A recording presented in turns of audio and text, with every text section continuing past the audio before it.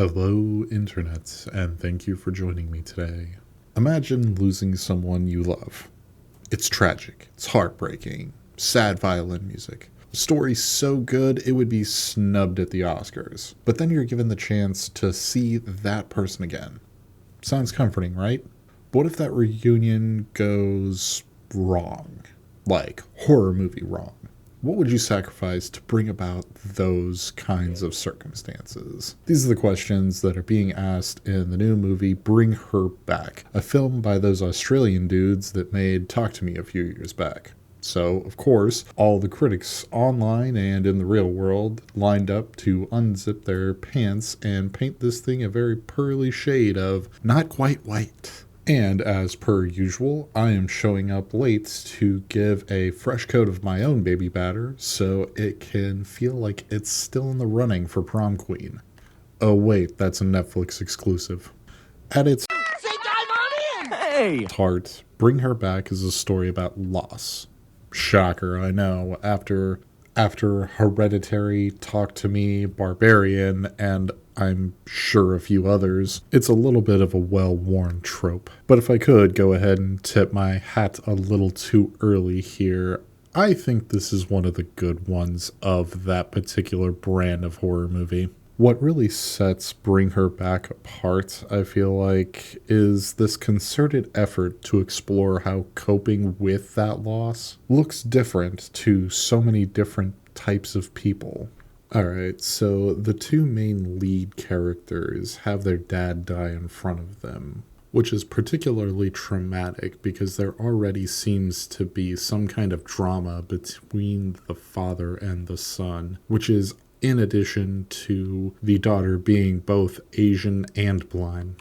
Oh my god, so progressive. Our two orphaned youths suddenly find themselves face to face with the real villain of this story, the foster care system. They are quickly swept up and placed in the care of some clearly crazy woman who then takes them to live with her and the foster child that she already has. And this foster child is, as all children should be, completely silent. We follow these four as they attempt to navigate a story filled with mystery, trauma, and all of the coping mechanisms that your therapist advises against, because otherwise this wouldn't be a horror movie. Alright, I'm going to go ahead and cut my plot summary there so that I can give more people a chance to see it. I heard that it's on HBO Max now, so go ahead and give that a watch if you can. If I had more than just a torso, I'd go ahead and toss 2 thumbs up for it, but as such, I'm going to go ahead and move on to the directing and what I thought of it. It's incredible, obviously. I mean, it's by the same guys that did the Talk to Me movie that I covered last week, so it should be a big surprise to no one that this comes away with my wholehearted recommendation. I feel like it's important to point out when somebody utilizes the show don't tell approach so masterfully. Without spoiling too much, there is a possession in this movie, but unlike other kinds of possessions in movies, we never get some priest or other random expert coming in to exposit all over the place about who the demon is and how we're going to defeat it. We as the audience are kind of left to intuit that on our own, and as such, I choose to believe that the demon can only be defeated if we all band together and successfully lobby Wendy's to bring back the Pretzel Pub chicken sandwich. I mean, I'd sell someone else's soul to get that menu item back. Hell, I'd sell it if McDonald's would take its dick out of my ear and actually bring the snack wrap back properly. I really shouldn't be writing these things when I'm hungry.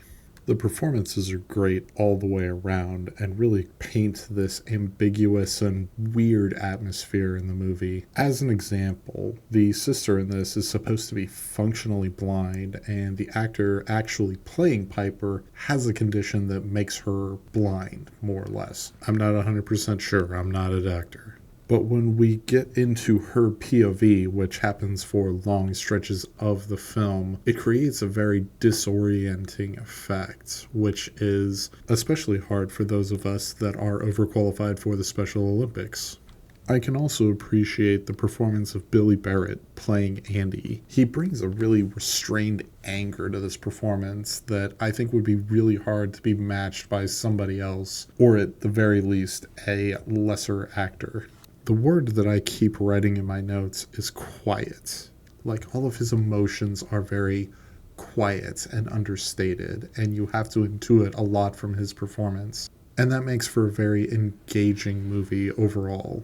I feel like a ton of the movies I've been watching for this video series have been just so loud that I really appreciated slowing down with this one and watching something with a little bit more thought put behind it. And the character of Andy really brings that through in this movie. Unfortunately, I gotta move on to the parts that made me think that Talk to Me was the better of these two movies that the Felipe brothers have made. Let's start with the story. It's basically the thinking man's Pet Cemetery with a healthy amount of fuck you dad thrown in there.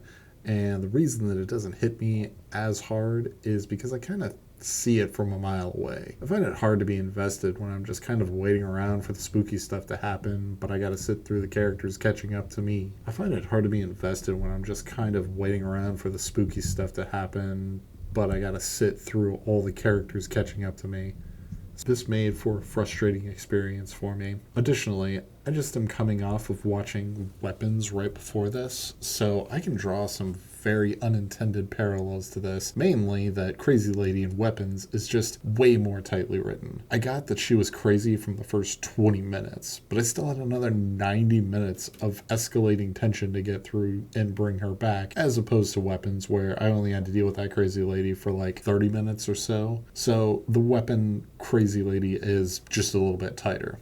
Don't ask me how I know. This isn't normally my preference with the ladies, but in this context, tightness is much better. Overall, I give this movie my highest recommendation, despite some minor flaws I had with it.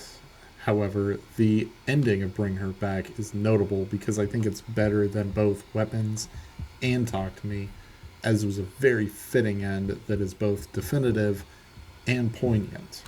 So what did you think of Bring Her Back if you've seen it? Did that ending work for you, or did you want more of a definitive resolution?